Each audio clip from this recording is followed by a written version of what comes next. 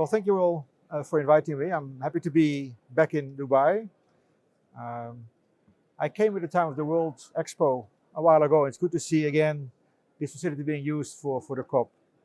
I work for the International Labour Organization, a United Nations agency, and we're here at the COP to see how we can make sure that the climate change discussions take into account also what happens to people, especially working people, to make sure that the climate change effort altogether takes along all the people around the world to make sure that they actually adhere to the action against climate change.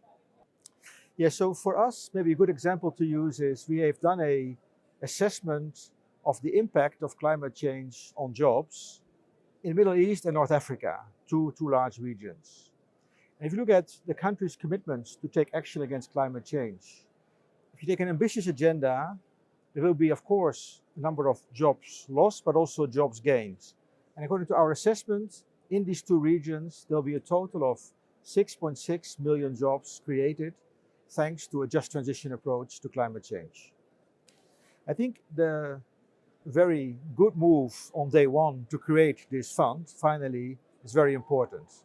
I think the way that UAE got this kick-started with the first contribution, now I see many countries also coming in, is very important. For the International Labour Organization that I represent, the Loss and Damage Fund must make sure we take care of people affected by climate change.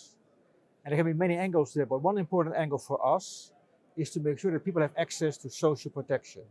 Those that lose their income because of climate change need to provide them with some alternative livelihood so they can continue their lives. And I believe that this Loss and Damage Fund kicks off an important new agenda in that respect.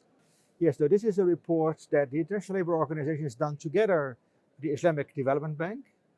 Again, it concerns, in this case, these regions of Middle East and North Africa, where this COP and the last COP were, Egypt and now the UAE. Now that report looks again at how the labour market will be affected. Now, if you take an ambitious climate action agenda for these two regions, you will see that certain sectors might lose jobs. For instance, the oil and gas sector might lose jobs. And this study shows that somehow 900,000 jobs might be lost in oil and gas. At the same time, the climate agenda will actually lead to new investments in construction, in green hydrogen, that lead to job gains. And those job gains we have assessed at being between $1.7 and $1.9 million. So some job losses, but also more job gains. So the net effect is a positive impact on jobs. So what we believe is that the fact that some people will lose their jobs possibly, because that new jobs get created, means an important investment in skills development. The report we're launching tomorrow shows that there will be a total need of 16 million people to be trained or retrained. Now there's two examples here. One, of course, is if you're a worker in the oil and gas sector that might need to retrain for a hydrogen job, you need to kind of have a training program for that. But also the many numbers of young people in these two regions that come to the labor market need to get the right skills that match these new green jobs. So a massive investment has to come in skills development. And again, the fund may help in that endeavor. Now, I'd just like to say in closing that for International Labour Organization, it's important that this COP really takes on board all the views, whole of society. So it's important that governments are negotiating, but it's important also that around the blue and the green zone, delegates listen to what people have to say.